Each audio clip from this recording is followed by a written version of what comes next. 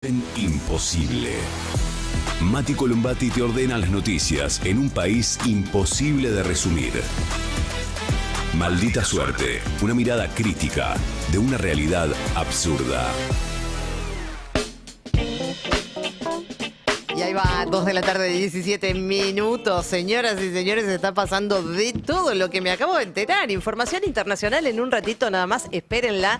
Mientras tanto vamos a abocarnos a lo que pasa acá en la Argentina, que por supuesto es un montón, que tiene que ver con las elecciones. Faltan muy pocos días para el domingo. Algunas informaciones de último momento en relación a eso. Por supuesto que vamos a estar hablando de la economía, de nuestro tío Scotti, que tiene novedades para nosotros. También vamos a estar hablando de... ¿Cómo se le mojó la pólvora a Scotti, Sí, ¿Cómo se le mojó la pólvora? No le... Para sorpresa de nadie, ¿no? Sí, no. Para sorpresa de nadie. Habló Milei, así que de todo eso vamos a estar hablando en este resumen. Mientras ustedes nos dejan un like, un comentario, avanzamos con la información de último momento que tiene que ver con la presentación que había hecho Fuerza Patria en la justicia electoral. Finalmente acaba de ordenar que el conteo del domingo no sea nacional. Si bien un poco se sabía que iba a ir en ese sentido, ahora ya está confirmado que la Cámara Nacional Electoral ordena que el conteo en las elecciones legislativas de este domingo sean a nivel provincial y no nacional, como había intentado establecer en un primer momento la Dirección Nacional Electoral, la DINE, por orden del gobierno de Javier Milei. Sí, el problema no era que le quería presentar un resultado nacional, cosa que es raro para una elección. Nunca se hizo una elección legislativa, sino que no quería contar los que no se llamen exactamente Fuerza Patria, o los quería contar aparte. También era un poco una trampa, ¿no? Sí, bueno, Fuerza Patria había presentado un reclamo ante el tribunal para evitar lo que ellos llamaban esta trampa libertaria. Tenía o tiene todo el sentido del mundo, ya un poco... lo contábamos ayer y nos reíamos, ¿no? Porque incluso hay nombres que dicen Fuerza Patria, peronismo, decía, ¿a quién se lo vas a contar eso? Claro. La verdad que es difícil. Obviamente, después los medios de comunicación harán una lectura acerca de eso, que nadie está diciendo que no lo vayan a hacer. Por supuesto, esto se va a contar. Seguramente va a haber un ganador, va a haber un perdedor, dependerá de cómo cada uno cuente esto que estamos mencionando. Ahora, oficialmente... Claro, pero cuando la suma se tiene que hacer mediante criterios muy subjetivos, que es que eso, si este va a estar con este o no, es imposible que sea una referencia oficial del Estado. Sí, exactamente. Las alarmas se habían prendido porque, como contaba Mati ayer, se había hecho, la DINE había hecho un simulacro. En ese sentido, se había advertido que el conteo se iba a mostrar en la página oficial, digamos, un resultado total de votos que saque cada sello a nivel nacional, sin tener en cuenta que hay sellos en algunas provincias que en otras no hay.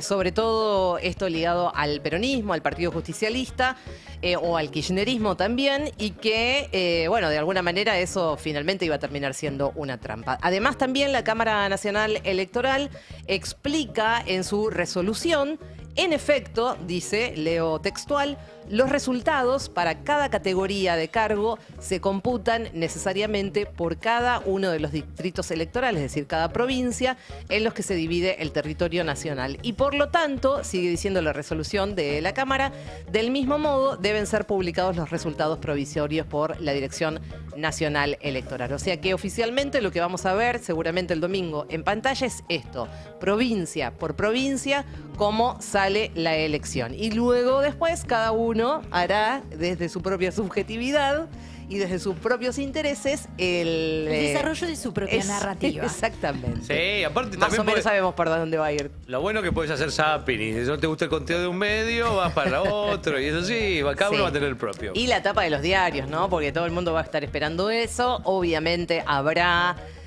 también una lectura que se haga, y esa era la complicación a la que se enfrentaba el gobierno de Javier Milei, nuestros protectores, ¿no? Porque esto lo va a estar mirando Estados Unidos, esto lo va a estar mirando el tío Scotti. Y hablando del tío Scotti, aquí estamos, señoras y señores, con un dólar que no para, el oficial, con una suba de 20 pesos para el día de hoy y cotiza a 1.505. Este martes, 21 de octubre, el dólar blue está trepando a los 1.530. El anuncio del swap con Estados Unidos por parte del Banco Central de la República Argentina, que se publicó en el día de ayer, no calmó los mercados en el inicio de la semana. Hay expectativas sobre cómo va a seguir el tema de la cotización del dólar a la espera del anuncio de la firma final del acuerdo con los Estados Unidos, que evidentemente por ahora son anuncios de anuncios, sin ningún detalle de cuáles son las normativas, qué es lo que se pide a cambio. Ayer lo decíamos, cuando salió publicado lo del Banco Central, está tan deteriorada la palabra oficial argentina de cualquiera de sus aspectos, incluyendo el Banco Central, que decíamos, si no hay una pronunciación de los Estados Unidos de Scott Bessent, está difícil creer. Bueno, finalmente eso llegó.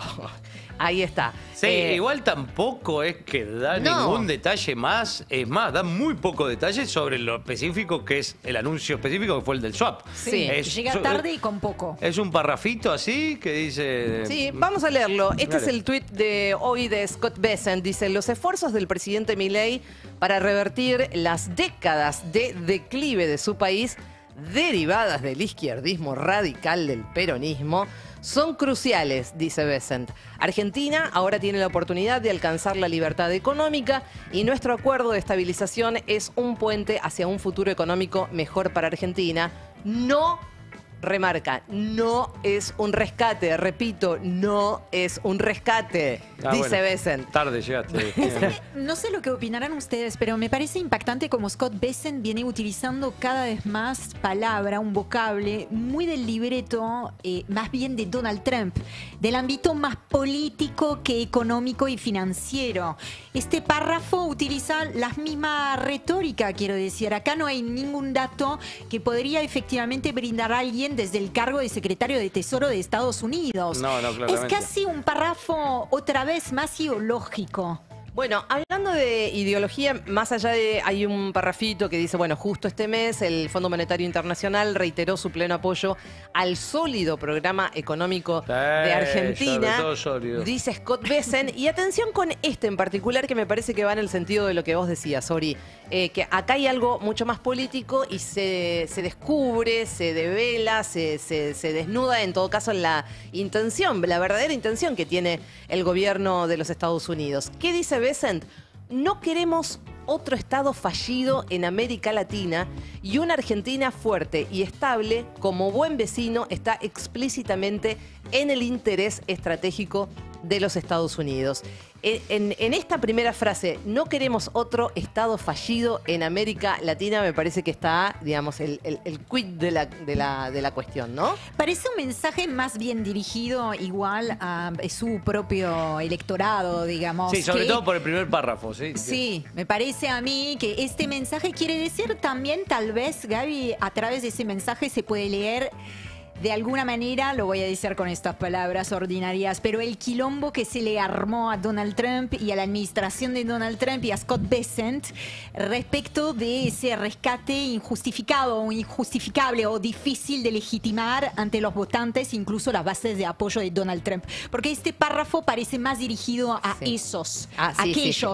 A su quilombo interno. A su quilombo interno, me parece a mí, digamos. En las manifestaciones que hubo este fin de semana impresionantes en Estados Unidos, que vos las contabas ayer, fue después, digamos, scrolleando y viendo las redes sociales, impresionante la cantidad de carteles que los estadounidenses habían sacado a la calle que mencionaban a la Argentina. Sí, sí, esto quiere decir que ya avanza mucho más digamos, del círculo político. De los demócratas que estaban muy enojados, esto ya empieza a avanzar, ya empieza a ser un quilombo mucho más profundo. Hasta ahí o sea, me sigue sorprendiendo día tras día, efectivamente, el volumen, el músculo que está tomando la protesta en contra de ese tipo de decisiones. Me parece que está tan alineado con el perfil autoritario que viene teniendo teniendo Donald Trump en un contexto muy tenso donde hay miles de personas en Estados Unidos que no están cobrando su sueldo concretamente por tener el cierre de gobierno, que ha terminado de catapultar ese asunto que parecía más efectivamente de la política al ámbito público. Vamos a ver qué dijo Javier Milei en relación al swap. Ahí, bueno, ayer, ahí está, todavía estamos viendo el tuit de Bessent. En relación a esta noticia, ayer el vocero presidencial Manuel Adorni también habló, pero vamos a ver primero qué era lo que decía Milei. Estados Unidos, donde estuvo usted recientemente, va a dar a la Argentina swap de 20.000 millones de pesos, de 20.000 millones de dólares, disculpe. ¿Qué le damos a cambio a los Estados Unidos? Es una pregunta que todos nos hacemos, si es que hay algo... La estructuración de un swap es un intercambio de monedas. Es decir, nosotros tenemos un crédito por 20.000 millones de dólares y ellos tienen un crédito en pesos por el equivalente a 20.000 millones de dólares. Solamente se ejecuta cuando usted lo necesita. Digamos, nosotros, en caso de que no podamos salir al mercado de capitales porque el riesgo país sigue siendo muy alto, digamos, haremos los pagos del 2026 utilizando la línea de swap y sería tomar deuda para pagar deuda. Con lo cual, ese es el fin que tiene. Es para darle seguridad a aquellos que han invertido en Argentina para que baje el riesgo país, para que baje la tasa de interés y para que los argentinos puedan tener acceso al crédito. No solo las empresas para financiar su capital de trabajo, financiar inversiones, sino que, por ejemplo, para que los argentinos puedan comprarse una casa. Mira qué bien. Nos vamos a poder comprar una casa ahora con el crédito. Igual en el medio de todo ese enredo, admite que finalmente es cuando se active, si se activa efectivamente algún tramo del swap, va a ser nueva deuda, cosa que se encargó de negar durante toda la semana anterior. Bueno, es una deuda que va a pagar otra deuda. Pero es una deuda al fin, bueno, es lo mismo. Si es una deuda que paga otra deuda, es una deuda. ¿No se acordará el video ese que se hizo viral el otro día de la chica que decía que sacaba un crédito en Mercado Libre, después sacaba uno en Wallapop para pagar el de Mercado la Libre? hija del Toto Caputo. Y las amigas le decían, pero hermana... Pero sos el gobierno. No te das cuenta. No te das cuenta de lo que está pasando. Además venimos, ayer... Estábamos todos muy impactados por las declaraciones de Donald Trump ahí atendiendo a una periodista. Exactamente, que nos reíamos bastante acerca de la vehemencia con la que decía que somos una porquería, que estamos hecho bosta y que nos estamos muriendo. O sea que venir de esa declaración... que contrasta muy fuertemente con la narrativa de este gobierno de que está todo bien, incluso con la del propio Bessent, que ya veíamos ahí que decía que está fantástico, que Milei está haciendo todo bien. Bueno, el que salió a cruzar sobre todo esa frase de they are dying, fue el vocero presidencial. Tiene voz, chicos. Y volvió a trabajar después de mucho tiempo Manuel Adorni. Pasa, bueno, acá todo lo usan para tratar de que nosotros lleguemos de la peor manera posible al domingo. Pero lo que dijo Trump es razonable en el contexto en que lo dijo. ¿A quién se lo dijo? ¿Qué querés que le diga? No, sí, Argentina... No, y es también parte de la política interna y la queja que tiene por ahí de los demócratas. Lo que pasa es que, bueno, es lógico que en la Argentina hay un sector ayuda. que no lo entienda. Bueno, ¿qué crees? Bueno, ¿y qué pasa específicamente Aparte, con si hay algo que demostró Trump en el último mes es un apoyo incondicional bajo cualquier circunstancia. Sí, eso no hay Nunca duda. visto en la... Bueno, de hecho, este apoyo financiero se vio con México en el efecto tequila, que tuvo un swap parecido a este que acabo de firmar en el año 95, y en el 2003 con Uruguay, que funcionó como un puente para el acuerdo que se venía en aquel momento de Uruguay con el fondo, pero no se ven estas cosas. Es impresionante las contorsiones que vienen haciendo desde el gabinete, bueno, acá en este caso el vocero presidencial, que hace rato que no se lo escuchaba, para tratar de hacer una interpretación benévola acerca de lo que los propios norteamericanos o estadounidenses, incluyendo al mismísimo presidente Donald Trump, está diciendo de la Argentina. Bueno, están hechos bosta, a mí me gusta el presidente Milei y por eso los estamos ayudando. Pero fíjense, vamos a echar echar esta miradita acerca de los diarios estadounidenses, diarios importantes, como por ejemplo el Financial Times, que publicó 2 artículos que critican al gobierno argentino y estadounidense por el desempeño de las intervenciones del Tesoro norteamericano. El peso argentino se debilita a un nuevo mínimo pese a las intervenciones de los Estados Unidos. Y por otro lado, otro de los artículos a los que hacemos referencia es la apuesta argentina de Trump no beneficia a casi nadie.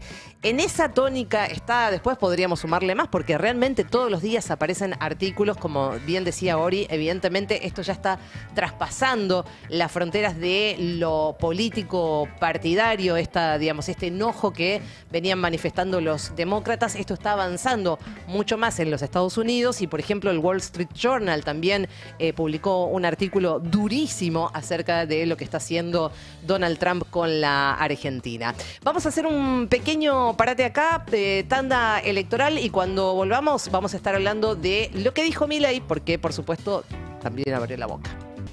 2:35 de la tarde, seguimos el repaso de las noticias más importantes de las últimas horas y en algunos casos de algunos minutos. Vamos a repasar lo que dijo hace un rato nada más el presidente Javier Milei. Estuvo en el programa que tiene Guillermo Andino en la televisión pública. Ahí le señalan nuevamente, bueno, que la realidad está marcando que hay muchos argentinos y argentinas que no llegan a fin de mes. Fíjense lo que contestaba Milei acerca de este planteo. Hay gente que dice, todo bien, pero yo todavía no veo la recuperación económica en mi bolsillo. Mi mes termina el día 20. Ok, yo digamos, ojo que muchas veces esas son cosas con golpes de efecto. Es más, mucho de eso, digamos, fue también generado desde una encuesta trucha, ¿sí? Digo, porque esto es... Porque el punto es, hoy hay 12 millones de pobres menos. Pero, o sea, que dice que la gente que no llega a fin de mes es una encuesta trucha. Eso, sí, son parte de la encuesta trucha. Bueno, escuchen también, hagan ustedes también su parte. Si no llegan a fin de mes, dejen de contestar encuestas truchas, viejo. Qué insistencia, ¿no? La de Salvo Anhelo en la entrevista que muy bien desgranaste ayer, que no preguntó eso. El resto, tanto, estoy haciendo un repaso, Feynman, Trebuch y Andino ahora están preguntando lo mismo y ya está hinchado las bolas, digamos. Milei ya está, basta de preguntarme igual esto. creo que Andino pero no se enojó menos, vieron que se enojó menos. Pero porque Andino no le repreguntó. Trebuch y Feynman tuvieron el descaro de repreguntarle al presidente. Dice, che, pero ya sé que en 20 años vamos a hacer Irlanda del Norte, pero... pero ahora... ¿Qué tenés para decirle a la gente? ¿Qué te está diciendo? Bueno, también en esa misma entrevista habló de cómo lo quieren reventar con la campaña del miedo y que no cerró ningún hospital y ninguna universidad. Por eso asustan a la gente. O sea, una de las lógicas del socialismo del siglo XXI es asustar a la gente. Piensen en toda la campaña negativa que me hicieron en el 2023. Por ejemplo, me dijeron que iba a cerrar las universidades. Sí. ¿Están cerradas? No. Siguen. Dijeron que iba a cerrar los hospitales. ¿Están cerrados? No. Es decir, fíjese todas las cosas con las que amenazaron.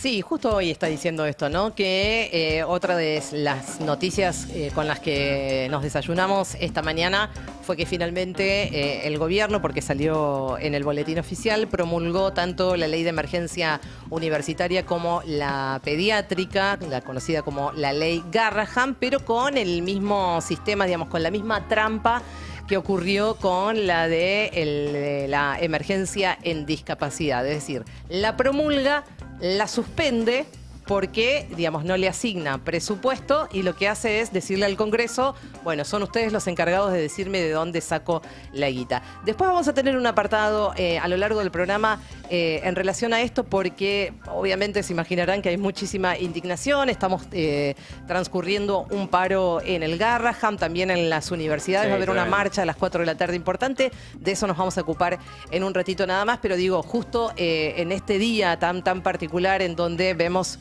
nuevamente cómo se avasallan las instituciones, ¿no? Dos leyes votadas ampliamente, una y otra vez, no una, 2, 3, 4 veces, rechazando el veto del presidente y sin embargo... insólito. Esto es básicamente, bueno, cagarse en el Congreso, o sea, desconocer lo que pasa en el Congreso, en uno de los poderes fundamentales de nuestro país. Ayer lo escuchaba acá en el programa de Noé Barral y Sued, a Lustó, que decía algo que es sensato, que no está previsto esto, digo, no está previsto qué hacer si pasa esto, porque es como que constitucionalmente el gobierno sanciona la ley, el Ejecutivo tiene derecho a vetarla, el del Congreso tiene derecho a insistir, pero ahí se termina. Digamos, no hay más instancias que esa. Y no había pasado nunca. Y no había pasado nunca y no hay ni siera hay jurisprudencia, no hay... no tenemos el ejercicio de cómo se hace con esto. No se sabe que... Sí, igual algo hay que hacer, ¿eh? No nos quedemos con eso tampoco, pero... No, es profundamente grave lo que está pasando. Lo que pasa que, bueno, como decíamos, son tantas las cosas que ocurren permanentemente. Casi se genera una noticia por hora. Yo creo que es incluso adrede, esto es a propósito, ya lo hablamos bastante en extenso esto, ¿no? Digamos, esta doctrina del shock de tirar y no saber por dónde atajar. Y bueno, algunas pelotitas entran, evidentemente. Bueno, están entrando muchas y muy graves, por supuesto. Así que bueno, en un rato les decía que vamos a ampliar esta información con la que nos desayunamos hoy de esta promulgación de las leyes, pero también la suspensión. Mientras tanto, cambiamos de tema. Hablando de cambios, se vienen cambios de gabinete. Javier Milei habló de este reacomodamiento en su staff, en su gabinete, que va a llevar a cabo el 26 a la noche con todos los números. Mire, usted me conoce, yo soy bilardista a ultranza. Sí. Yo tengo un contrato con los argentinos que fue cuando me eligieron en el 2023. Usted recuerda, nadie hizo propuestas, el único que hizo propuestas fui yo. Y le voy a decir algo, es un trabajo que hizo el propio Manuel Adorni, que hizo la bitácora de logros. Nosotros hemos cumplido el 99% de las promesas de campaña. En 20 meses, o sea, eso no lo hizo nadie en Argentina, nadie. Era una rareza que un presidente llegara diciendo no hay plata. Bueno, digo, lo cumplimos, porque en el primer mes alcanzamos el equilibrio fiscal en el Tesoro y en 6 meses arreglamos el descalabro que nos dejaron en el Banco Central. Digo, algo inédito en la historia. Pero al margen de eso, a lo que voy es, yo tengo un contrato con la población, con los argentinos, y lo voy a cumplir. ¿Eso qué quiere decir? Que de cara al segundo tramo de este mandato, voy a reacomodar el gabinete para lograr los objetivos de las reformas de segunda generación. Y eso es lo que voy a hacer. Es decir, el día 26 a la noche, con todos los números, digamos, veré qué tipo de entramado necesito para lograr los objetivos. Y eso es lo que... Bueno, se vienen cambios. Se vienen cambios. Pero igual es muy gracioso y muy evidente cómo se están operando y contraoperando por estos temas. Hay nombres circulando ya, bueno, ya hay gente que la dan por echada o por renunciada, como Wertheim. Ahora vamos a hablar de él. Que también está presionando, qué sé yo, pero en el medio de todo esto, ayer contaba el Pelado Pañi. Sí, hay una interna tremenda. No, que hay una interna tremenda, pero además, la interna sigue siendo la misma. Es Santi Caputo contra Karina Milei, digamos. Básicamente es eso. A veces es con los Menem, a veces se la agarran con uno más abajo que es pareja, pero que la interna es esa. Pero dicen que desde el lado de los Menem, lo que están difundiendo y lo que están sospechando es que hizo medio una de los simuladores. Con Barry Bennett. Con Barry Bennett, que trajo a uno diciendo que era el representante de Donald Trump y el asesor de Donald Trump. Lo hizo reunirse con diputados. El tipo diciendo, oh, this is my man in Argentina, Santiago Caputo, I'm the Trump assessor. No sé cómo se dice. Habló con gobernadores por Zoom, todo diciendo que... Y ahora que están averiguando el otro bando, y dicen, no hay nadie que diga que es de verdad asesor de Trump y que responda al gobierno de Estados Unidos. Sí, lo que decía Paini ayer además es que es de alguna manera, digamos, por carácter transitivo, casi que empleado de la CIDE, ¿no? Claro, Porque claro, dice, él viene con Escaturice. Escaturice tiene contrato con la CIDE. Es parte de la empresa Tactic Global, que es una de las empresas de Escaturice, donde son ahí es socio de Laura Belén Arrieta. Y bueno, está también este hombre como contratado ahí en Tactic. Bueno, ya que lo mencionaste a Werten, es el que parece que tiene el boleto picadísimo, y ahí lo cuenta Johnny Eguier en el Destape, que el canciller Gerardo Werten le avisó a su entorno que deja su cargo después de las elecciones, al ministro de Relaciones Exteriores. Le endilgan varias falencias y errores, sobre todo en la gestión de las relaciones diplomáticas con la administración de Donald Trump. A mí había que quebrar una lanza en favor de Werten, hizo lo que pudo. Claro, aparte también le están facturando mucho porque él tenía muchas relaciones con, bueno, es un empresario de muchos años, muchas relaciones con los demócratas más que nada. De hecho hizo bastante campaña en la primera presidencia de Trump por Hillary Clinton, y entonces un poco le están facturando a eso. Hay que ver cómo queda todo, porque esto también define otras internas. Exactamente. Porque por Werten me estaba bregando el señor Majul. Porque es socio. Bueno. Por eso fue el primero que difundió al aire que se iba a Werten como una especie de presión para ver si lograban que Santiago Caputo no entre al gabinete. Bueno, el último error que le achacaron fue no prever los dichos de Donald Trump sobre las elecciones en Argentina. Esto que, bueno, después fue ampliamente debatido acerca de si está hablando de el 2027 o de las midterms.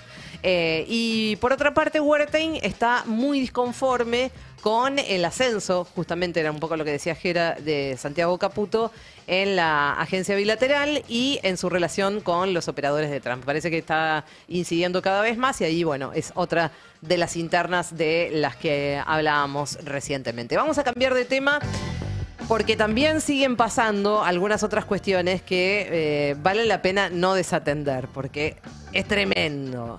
La corrupción avanza, pero está avanzando con todo. El escándalo en La Libertad avanza, en este caso en la cara del diputado provincial Santiago Pauli. Acuérdense de ese nombre, Sí, que Pauli fue denunciado por exigir a varios de sus asesores que le entregaran el suplemento salarial conocido como desarraigo. Ustedes saben que es para algunas provincias se cobra un plus, que no es poco, en algunos casos llega hasta casi 500.000 pesos que se les paga por desarraigo. Para cubrir viáticos, para quienes tengan que, por ejemplo, trasladarse de Río Grande a Ushuaia. Y según los datos y los audios filtrados, este señor Pauli pedía que ese dinero se usara para financiar los alquileres y los gastos del Partido Libertario. Escuchen atentamente este audio. Sí, te hago una consulta. ¿Cuánto es lo del desarraigo este mes? 4.96, si no me equivoco. Bien. Lo miré. Hombre, yo te cuento que hablé con Miguel y vos sabés que te hablo con total confianza. Sí. Yo voy a dar de baja todos los contratos y vamos a poner gente que cobre, nos pasa el 100 del desarraigo y le transferimos la diferencia, pues nos estamos endeudando con Miguel. Yo estoy poniendo arriba, pero te lo cuento. Sí. Estoy poniendo arriba 1,5 millones de pesos para bancar los gastos del partido, y Miguel, que gana menos que yo, está poniendo un montón. Sí. Me metí en préstamos para pagar los gastos corrientes del partido, y la realidad es que de los que hoy tienen contrato en Río Grande, solo una persona nos pasa lo del desarraigo. El tema es que yo entiendo lo que vos me decís, y las otras personas todos también tienen sus historias, que yo obviamente les creo todo lo que me dicen. Pero, a ver, yo por ahí siento que a veces es esto de tratar de ser bueno, y el tema es el siguiente. La idea es nunca pedirles un peso de la parte del sueldo, porque a diferencia de lo que hacen otros partidos, que te dicen sí, el contrato y pasame la mitad y con la mitad le doy otro, lo que nosotros decidimos hacer es lo del desarraigo, que no es sueldo, que lo pongan, y lo demás es de ustedes, ¿no? O sea, si vos después querés donar el 95% del costo, es problema tuyo, pero no te lo vamos a pedir. ¿No? Pero el tema es que nadie lo está poniendo. Y hace un montón de meses, y la realidad es que El otro día me dice Miguel, no, mirá, tuve que poner esto, tenemos 400 lucas para pagar. No, Miguel, le digo, y yo te recomiendo la próxima no lo pongas hasta que no tengamos la plata, porque ahora vos... Bueno, se entiende. Más o menos que decíamos, el desarraigo son entre 400, 500 lucas aproximadamente. Eso es lo que está pidiendo Pauli, que se le devuelva al gobierno. Él es bueno, te dice, no, yo del sueldo no te digo nada. No, del sueldo yo no te digo nada. Pero No, el desarraigo... claro. El desarraigo sí, y parece que nadie la está poniendo, che. No sean malo con Pauli. Pobre, con Miguel, No con sean Miguel malo habían con puesto Pauli. 1,5 millones de pesos. Ya tuvimos que poner 1 millón de pesos con Miguel. Bueno, estas grabaciones, esto es importante, este registro que se escucha, fueron difundidas después de que un puntero y empleado del despacho de un candidato a senador que se llama Agustín Colo, este asesor se llama Rolando Correa, tuvo el desatino de perder el celular. No se pierde el celular. No en esta época no se pierde el celular. ¿Perdió el celular o lo dejó en algún lugar? Yo pregunto. Claro, ahí parece que guardaba las conversaciones este señor Rolando Correa, asesor de Agustín Colo, del despacho del candidato Agustín Colo, y bueno, y se armó quilombo, chicos. Se encontraron conversaciones. Yo había entendido, no, está bien. Yo había entendido que era otra interna más, que era uno de la Libertad Avanza, denunciando a otro de la Libertad Avanza, pero no. Bueno. Fue una denuncia alguien está preguntando. No intencional. Bueno, en principio sería no intencional. Alguien está preguntando cómo el Colo, que no es Santilli, sino es Agustín Colo, que es el candidato a senador, pierde el celular justo ahora. Y ahí tenía esas grabaciones. Bueno. Se filtraron. Por supuesto que esto se suma a todos los escándalos que viene protagonizando la Libertad Avanza, empezando por el de Espert, que tuvo que bajar la candidatura, pero que aparece ahí todavía en las listas con las que se van a encontrar los bonaerenses el domingo para ir a votar, con los vínculos estrechos con Fred Machado, que aparentemente cada vez son más, cada vez aparecen más informaciones y que están en el ámbito judicial, no es que son informaciones solamente dentro del periodismo.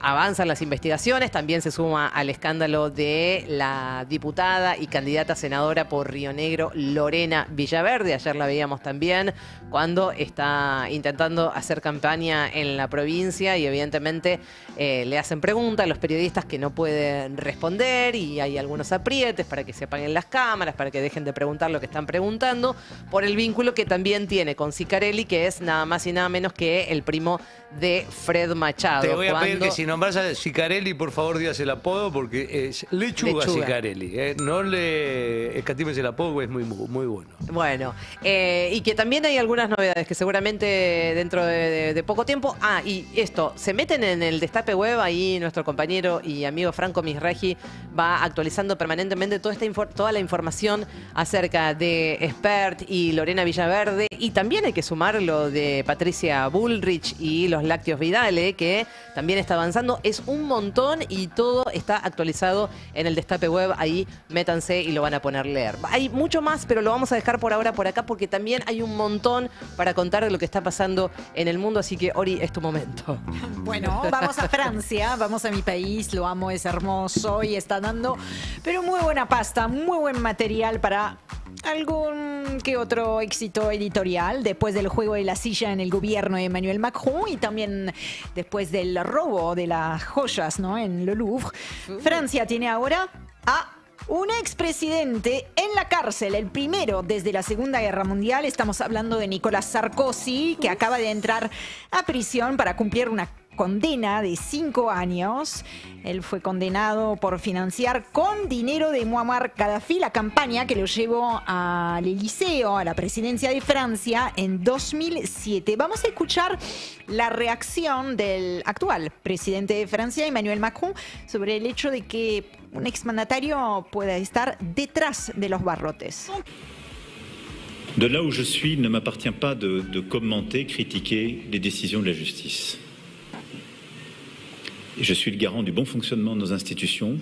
Bueno, Emmanuel Macron diciendo soy garante del buen funcionamiento de las instituciones. La imagen para todos los franceses de ver a un presidente encarcelado por la justicia puede suscitar comentarios, es normal, pero creo que hay que separar las emociones, incluyendo las emociones legítimas de sus allegados y una parte del país, y el respeto que merece toda persona y el buen funcionamiento de la justicia, que en mi posición, desde mi lugar, supone no hacer comentarios, dijo Emmanuel Macron, que sin embargo, poquitos días atrás, hace menos de una semana, lo vio a Sarkozy justo antes de su encarcelamiento. La defensa, el equipo de defensa del exmandatario pidió su libertad condicional. La ley en Francia lo permite para aquellas personas mayores de 70 años de edad, pero el Tribunal de Apelación tiene todavía 2 meses para decidir, y entonces, mientras tanto, Nicolás Sarkozy va a permanecer en su celda de 9 metros cuadrados. En otro frente, porque tenemos varias cositas hoy para charlar, siguen y escalan los ataques verbales, en este caso de Donald Trump, contra Gustavo Petro, el presidente de Colombia, que le respondió en las últimas horas lo siguiente. Como les importamos un rábano, los tratamos con grosería y calumnia, porque nos tienen que obedecer. Dijo Trump, Colombia está fuera de control. Pues claro que está fuera de control de él. En una democracia un gobierno está bajo control del pueblo, no de Trump.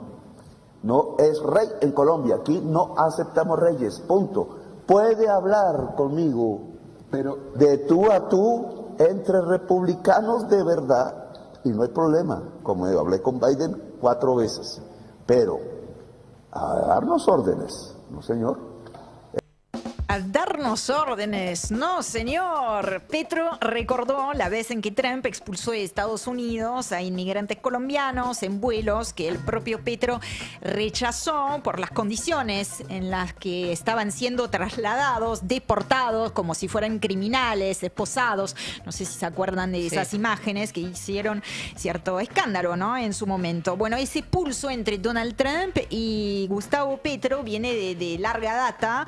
Se ha hecho público en cartas, mensajes en las redes sociales, declaraciones a la prensa, no es nada oculto. También hubo decisiones muy concretas, una de ellas ya le hemos comentado en esta mesa, pero la decisión que tomó Washington de sacar a Colombia de la lista de los países que colaboran en la lucha contra el narcotráfico. Y esa lucha contra el narcotráfico es justamente lo que viene instrumentalizando Donald Trump para justificar, por ejemplo, el despliegue militar en el Caribe, por ejemplo, la autorización a la CIA para llevar adelante operaciones encubiertas en Venezuela, todas noticias que hemos traído en algún momento. También el bombardeo, el estallido de lanchas, ¿no?, los ataques contra lanchas, que hace unas horas apenas, o este fin de semana tal vez, alcanzó y mató a un pescador colombiano, lo que originó otro enfrentamiento entre Gustavo Petro justamente y Donald Trump.